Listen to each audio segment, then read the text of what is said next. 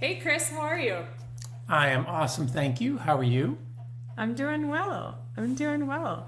I am so excited that we're doing this. We're finally Me launching too. the playbook, which I feel like we've been talking about since the fall, and it's so exciting that it's finally here. Before we dive into why we've chosen to refresh the playbook and what all is included, let's do quick introductions. Can you tell the great folks listening who you are?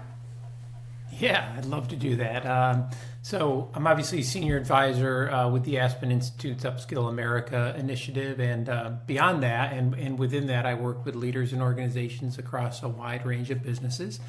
And all of that centers really around a core belief that when you invest in people, you unlock performance. And it's not just performance for an individual, but lasting performance for the business, which is why I'm so excited to be working with you and Aspen Institute's Upskill America. Before this, I led learning and development at Disney, where I helped build and create Disney Aspire, one of the largest education investment programs in the country.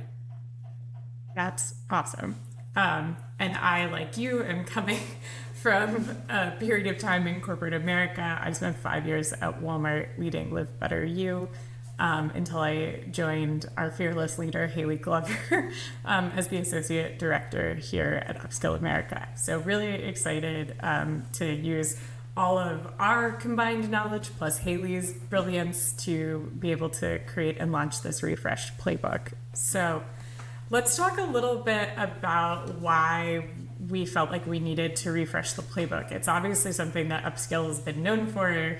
Our wonderful comms team tells us that it's one of the highest trafficked places on the Upskill site. So why did we take this moment and this time to invest in refreshing our playbook? Yeah, I'd love to start with. There's a lot of excitement for upskilling, right? But there's also, to be honest, there's confusion, there's missed opportunity, there's fragmentation, right? So, I think you and I and Haley got excited about, could we address both of those things? Could we address excitement and some of the challenges that we saw, and how could we use some of all of our experience that we have to reflect today's current reality? Right, the talent shortages, workforce disruption, the pressure on leaders, and could we create something that wasn't just about fixing a pipeline, but recognizing and helping companies recognize and develop people that are already there and giving them a path forward? That's what comes top of mind for me. Yeah, and I think what are the questions that we had when we were in these moments of learning, and how can we sort of help extract those and help other leaders who might be facing challenges at a variety of different kinds of organizations navigate the uncertainty they're experiencing in this sort of updated context of today's sort of ever-changing environment. Let's talk about how this playbook isn't a one-size-fits-all guide, but what is it intended to do, and who is it for? That drafts right off of what you just said, and I'm so glad you went there, because it's designed for real people making real decisions. It's designed for HR leaders who are maybe designing something, trying to work on the challenges. It's also designed for managers and leaders who may feel themselves caught in the middle, right? They want to create a path forward, but they're not sure where to start. They're not sure what to do. And it's also for executives looking for new ideas. I think you and I both tried to write this with all of them in mind, and really so that each persona sees themselves and sees what they could do next. And to what you and I both experienced of not having a playbook to follow when we were doing the work we were doing, we wanted to follow the principles of good design, where if we meet people where they are, and that's what we strove to create with this playbook. I love it. And I think it's really important that folks understand that it's meant to be used however you need to use it, right? Whatever personas, right? Whether you're navigating a frontline manager audience or high-level executive leadership, hopefully you'll find helpful aspects included in every chapter of the playbook. So I know one of my favorite things about you, Krista, is how aspirational you are and how much you're always striving for sort of what the best that can be is, while simultaneously we wanted this playbook to be really actionable So whether you're just getting started or trying to fine tune an existing program, there's something here. Let's talk about what all is included in the playbook. What are the chapters, and how are you meant to use them? At the beginning, like, you have to ground in, like, let's get everybody clear on what upskilling is, what it isn't, and why now.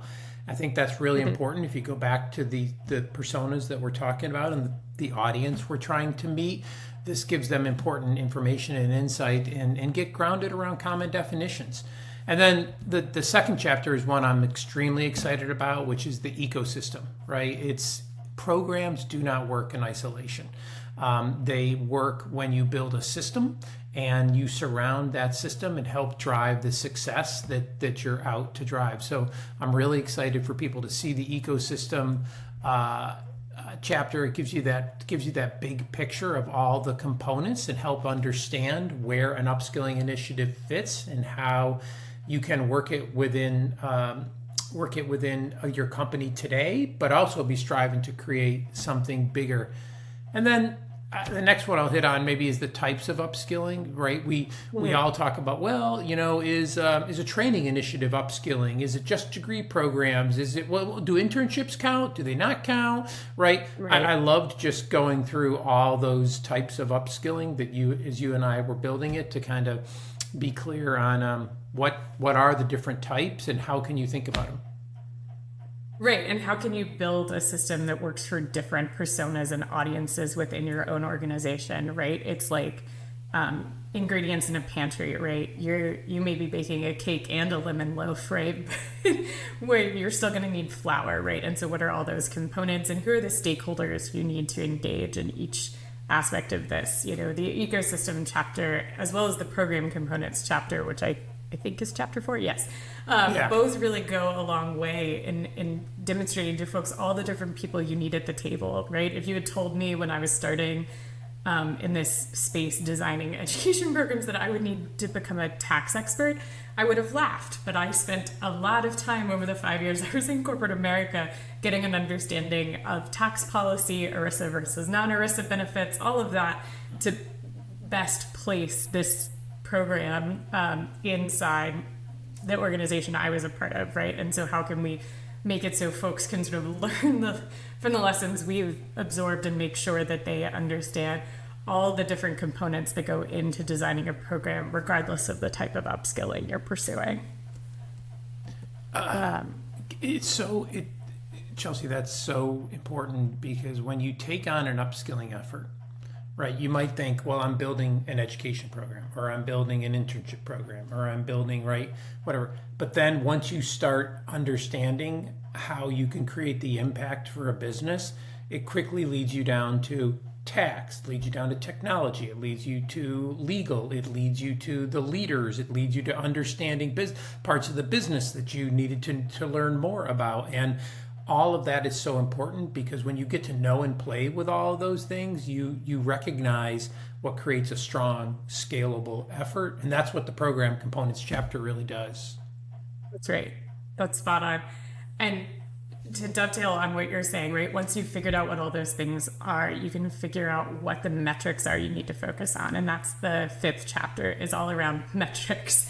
And sort of what matters, what doesn't matter, how, as a program evolves, you can sort of continue to move the goalpost for what excellence looks like, and understand what are metrics that matter and what are metrics that you might think matter, but really aren't a key indicator of success of your program.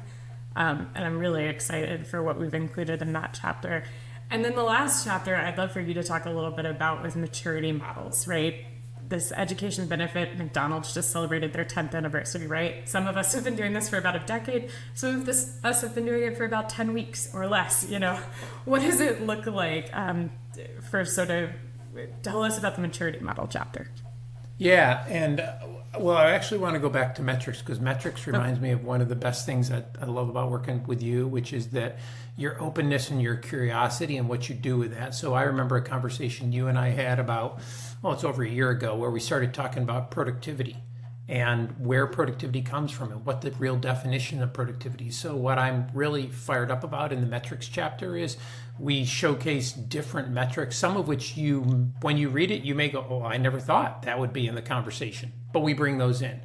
And then, leading to the maturity models is, of course, a chapter on implementation, which tells you how to get it started, right? But if you think about implementation, and you think about a maturity model, that's step one, right? Getting started. And what I think is beautiful for how we've brought into the playbook is this maturity model piece. So hopefully everyone can see where they are, but not just see where they are, where they want to be, right? Where they want to get to. And that chapter does some great things for everybody. Yeah, and it helps look around the corner, right? I think that's one of the things now that we've been sort of on the path, right? We can help folks sort of look around the corner. What's the next question your executive leader is going to ask you? Or what's the next step in the strategy that you can be driving towards to help make sure that the program's as robust as it can be? Yeah. The last thing I'd love to talk about is sort of how we built this as a choose your own adventure book, as opposed to read chapter 1 and chapter 2. So we just went through sort of all the components of the book, but share a little bit about how you're hoping folks use this playbook. Bottom line is, this is a resource to come back to over and over again. There is so much depth and so much knowledge, and yet we didn't even cover it all, right? But it's a playbook. It's a playbook for a reason, right? Think of a cooking analogy, or think of a sports analogy. Think of anything that you need to go back to remind yourself of what's important and other things that you want to play with. We've got it in there. So if you're facing a new challenge, I guarantee you come back to it. You might read a chapter, you might come back to it and go, oh, I want to play with this now. Or if you're building a strategy, you can start with the ecosystem chapter. This playbook helps you move forward with clarity and confidence. It's not a linear read, right? You can dive in at any point. And my big wish is like that it helps you not just build better programs, but reminds you of what's possible when you invest in people. That's right. And that it's really actionable. It's a worksheet. Most of the chapters include at least one worksheet or question prompts, right? I found when I was editing that I wanted to grab a notebook and start, almost journaling the thought starters and the questions that are in there. Some are really action oriented, some are more philosophical questions, but really dive at the heart of taking what's included in the playbook and applying it inside your organization. So with that, sorry, did you have anything else? I want to say one thing to that doing upskilling work is leading change work. And to what you just said, that the worksheets, the workbooks, they're designed so that you can process what it's like to lead change, and you can process what it's like to lead this type of change. And when you do that, you get better. That's right. I totally agree. And that leads really well into my last point. This is a living, breathing document. We are going to continue to update and continue to add case studies to each chapter and sort of evolve this document as we go, right? When we did the initial playbook, it was a static document. It was sort of, here's what to do.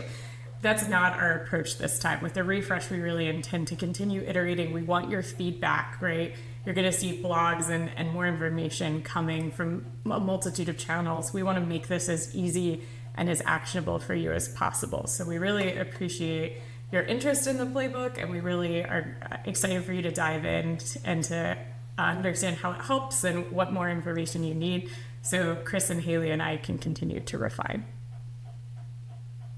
Couldn't say it better myself.